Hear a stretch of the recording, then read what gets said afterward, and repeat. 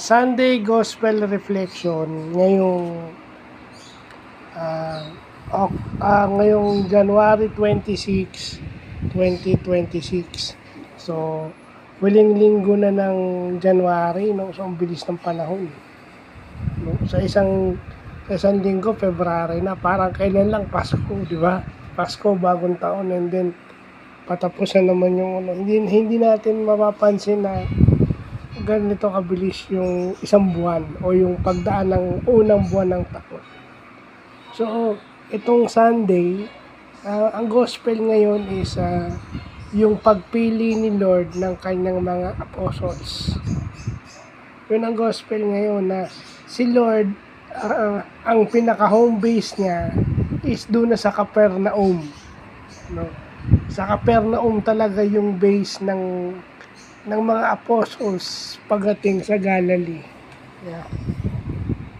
Diba? And remember, yung mga apostles niya are mostly from Capernaum. Or, si Lord lang ata yung taga Nazareth. Diba? Yung sa 12, karamihan ata doon, especially St. Peter, is from Galilee or from Capernaum, if I'm not mistaken. But, ang reflection natin ngayon, di ba, yung sinasabi niya yung pagpili. Okay? Doon ako magpupunto doon sa ibinibigay ni Father Joel Gatos. Di ba? Isa sa magandang highlight sa misa na to, no, na isa sa ng gospel na to, pinili. Si Lord pinili yung kanyang mga alagado, yung kanyang magiging katuwang. Yung sinasabi niya, tuturuan niya silang maging pamamalakaya o fishermen of men, di ba? Yun yung sinisimbolize ng Petrine office o ng papal ring, no? O ng papacy o ng Catholic papacy, di ba? So yun yung sinisimbolize noon, to be fishermen of men. It boils down to one thing, yung unang ipupunto ko, it's by choice. Kasi, sabihin nyo, huwag kayong ismulin. Pag sinabihan kayong hanggang dun lang kayo, dahil, di ba? Hanggang dun lang kayo, bakit? Wala kayong tinatry na bago. Tapos, ang masakit nun, ikino-compare nyo pa yung sarili nyo sa ibang tao. Diba? Kung yung ibang PWD mas umasenso kaysa sa inyo, it's just because they try more. So kung ano man yung dahilan nyo, kung ano man yung nyo, yun din ang pumipigil sa inyo. Hindi lang yung disability nyo. Your disability is one thing. Hindi alibay yung disability.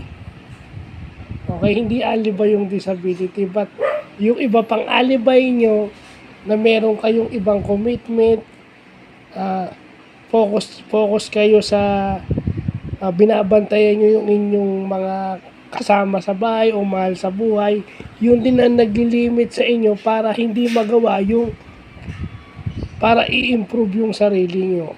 Choice nyo yun. Yeah? Choice nyo yun. So wag nyo sasabihin na huwag kayong ismulin kung hindi naman kayo gumagawa ng paraan para mag-improve. Diba? Pupunta ka sa TESDA o sa Revilla Center dito sa Bacoor, nag-aaral ka ng kung ano man ang pwede mong maging livelihood. Ano ginagawa nyo? Lagay yung alibay, wala kayong pamasahe, pagod kayo, nakaka-stress, yung mga ganyan. Diba? Kung puro kayo alibay, then sasabihin nyo pa, may mga senior citizen akong sinasamahan kasi hindi na sila pwede mag-isa dahil matatanda na sila. So, wag nyong ipasa sa mga officer na nagsasabi ng totoo. Ngayon kayo rin mismo ang nagbigay ng limit sa sarili nyo.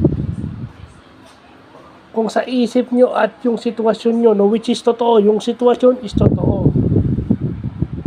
At talaga namang dapat i-prioritize na yung mga magulang na senior citizen, kailangan samahan. So, huwag nyo sasabihin na ini-small kayo kasi kung ayaw nyong masabihan kayo ng ganun, gumawa kayo ng paraan para mag-improve kayo. Kung hindi naman kayo pwede, di ba?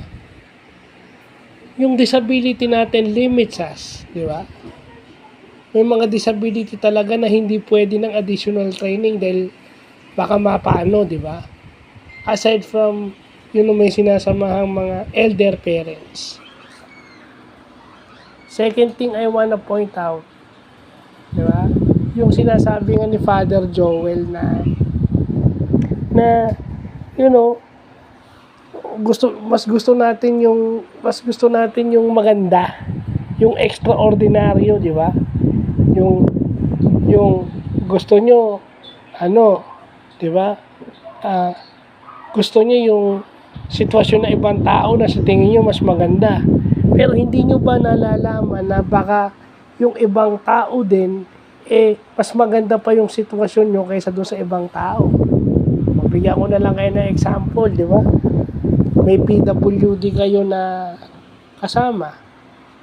O may dalawang PWD na inaalagaan ng nanay. O nanay nila yung kasama nila sa bahay. So, anong mas magandang sitwasyon? Yung PWD na naka-wheelchair o yung PWD nakakalakad pa? Yung PWD pwede mong iwan sa bahay o yung PWD na hindi mo pwedeng iwan sa bahay? Yeah. Yung iba ibibilin mo lang, nakakapunta pa ng abroad kaysa dun sa isang nanay na hindi talaga makaalis sa bahay dahil dun sa anak ng PWD. And then kung makareklamo kayo, akala nyo pinagsukloban na kayo ng langit at lupa. Hindi pa kayo sasabihin nyo marami na kayong nararamdaman. Well, ibig sabihin nun buhay pa kayo. Kung sinasabi ni Father Joel yung mga sakit-sakit ng katawan, pag nararanasan nyo yan dahil sa pagtanda nyo o dahil napapagod kayo, ibig sabihin buhay kayo. At sinasabi nga ni Father Joel, magpasalamat pa kayo at humihinga pa kayo. Being alive is the greatest privilege that any human being have. Kaya nga importante yung pangalagaan ng buhay at kaligtasan ng kahit na sino. Di ba? So yun lang yung dalawang punto. It's yung choice mo. Yung ibang mga bagay na nangyayari sa'yo, it's your choice. So kung may consequences yun, dahil sa choices mo. Second, yung mga ordinaryong bagay na nararanasan mo, dapat ipagpasalamat mo dahil buhay ka. So, yun lang pa.